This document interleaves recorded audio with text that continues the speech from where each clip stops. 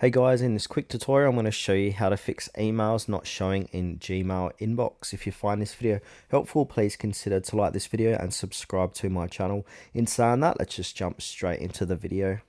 Alright, so there's a few different fixes we can try. So fix number one is check your internet and refresh. So always make sure you have a stable internet connection. So if you use a mobile data, switch over to Wi-Fi and vice versa.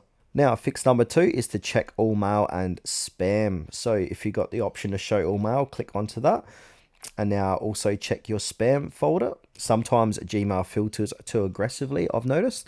And also check your trash as well, just in case it was deleted by mistake. Now, fix number three is to check filters and blocked addresses. So to do this, we want to go ahead and click on the gear icon, click on see all settings. Now, under settings, want to go ahead and find the filters and blocked addresses tab. Click into that. Now, look for filters that might automatically skip the inbox or delete emails that you might have set up previously and remove and adjust them.